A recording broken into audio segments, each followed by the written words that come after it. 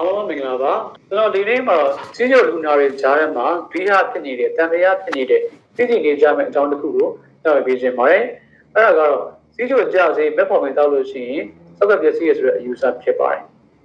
ဒီယူဆကြောင့်မလို့တချို့တွေကကြောက်လန့်ပြီးတော့ကိုတောက်နေတဲ့ဆေးတွေကိုချက်ပစ်လိုက်တယ်ပြီးလို့ရှိရင်တခြားသူတွေပြောတဲ့ကောင်းတဲ့အရာတွေကိုချောက်လို့ကြတယ်ဥပမာအားဖြင့်ပုံချက်ကိုကြိုတောက်မယ်ဒီနေ့ကိုပြုတ်တောက်မယ်ဒီခါမှာခန္ဓာကိုယ်ထဲမှာသိကျိုတွေများလာပြီးတော့ဒုက္ခတရားတွေအများကြီးကြုံမှုပါတယ်။ဒါကြောင့်မလို့ဒီဗီဒီယိုမှာတော့ဒီ user ကမှားလားမှန်လားဆိုတဲ့အကြောင်းကိုညှောက်ပေးတော့မှာဖြစ်ပါတယ်။ဆိုတော့ပထမဆုံးအနေနဲ့ metformin အကြောင်းကိုလည်းရှင်းပြချင်ပါတယ်။ metformin ဆိုတာက type 2 diabetes လို့ခေါ်တဲ့အမျိုးအစားနှစ်သိကျိုလူနာတွေမှာဆိုရင်အသုံးများတဲ့အသုံးဝင်တဲ့ဆေးတစ်မျိုးဖြစ်ပါတယ်။ metformin ကတခြားဆေးတွေနဲ့ဆိုလို့ရှိရင်သူကဈေးသက်သာတယ်ဈေးချိုတယ်။ဒါကြောင့်မလို့လူနာတွေအတွက်လည်းကုန်ကျစရိတ်သက်သာစေပါတယ်။ဒါအပြင်သူကအာနိသင်လည်းကောင်းတယ်၊သုံးရလည်းအဆင်ပြေတယ်။ဒီလိုမျိုးအာနိသင်လည်းကောင်းတယ်၊သုံးရလည်းအဆင်ပြေတယ်ဈေးသက်သာတဲ့ metformin ကတကယ်ပဲတို့ခန္ဓာကိုယ်မှာရှိတဲ့ကြောက်ကပ်ကိုသိစေမလားဆိုတော့ဆက်ပြီးတော့ကြည့်လိုက်ရအောင်။စီးကျုပ်ဆိုတာကတာမန် AAP တကွေရောဂါလိုမျိုးဆွေးတောက်ပြီးတော့ဒီငါးရီလို့ရှိရင်တင်ကောင်းတဲ့ရောဂါတစ်ခုမဟုတ်ပါဘူး။သူက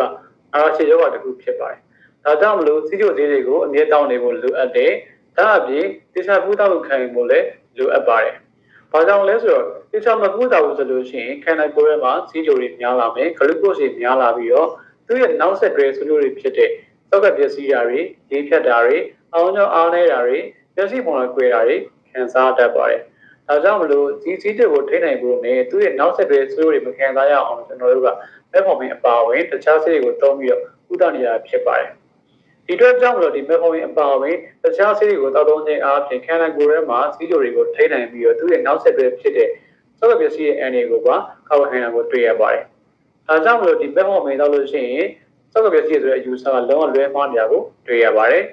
။အခုဆိုရင်ဒီဗီဒီယိုကြည့်ပြီးတော့ metformin ကိုတောက်သုံးခြင်းကြောင့်မလို့သောက်ကပစ္စည်းရဆိုတဲ့အယူဆကမှားနေဆိုတော့သိတော့မယ်လို့ပြောနေပါတယ်။တကယ်အကြောင်းရင်းမှန်ကတော့စီးကျိုကိုသိချာမပူတဲ့အတွက်ကြောင့်မလို့ခန္ဓာကိုယ်ထဲမှာစီးကျိုတွေများလာပြီးတော့သောက်ကပစ္စည်းရခြင်းဖြစ်ပါတယ်။ဒါကြောင့်မလို့ဒီလိုမျိုးအယူဆမှားတွေကိုကြားပြီးဆိုလို့ရှိရင်ချက်ချင်းမေယုံကြည့်ပဲနဲ့ကိုယ့်ရဲ့ဆရာဝန်နဲ့အရင်ဆွေးနွေးပြီးတော့မှဒုံတဲ့မေယုံတွေကိုဆွေးနွေးဖို့အားလုံးကိုတိုက်တွန်းချက်ပေးခြင်းပါတယ်။အခုလိုမျိုးအကျိုးရှိစေမယ့်ကျန်းမာရေးဘုဒ္ဓတာလေးတွေကိုစစ်စမပြတ်တိဆက်ပေးနေမှာဖြစ်ပါတယ်။ဒီဟောဆက်ဆက်ဆောင်ကြည့်အားပေးကြဖို့မမေ့ကြပါနဲ့ဦးရှင်။ပြည်သူများအားလုံးလည်းယောဂဗျာတွေကဝေးပြီးတော့တာယာပရှင်တဲ့ဘဝတွေကိုပိုင်ဆိုင်နိုင်ကြပါစေလို့ဆုတောင်းပေးလိုက်ပါတယ်။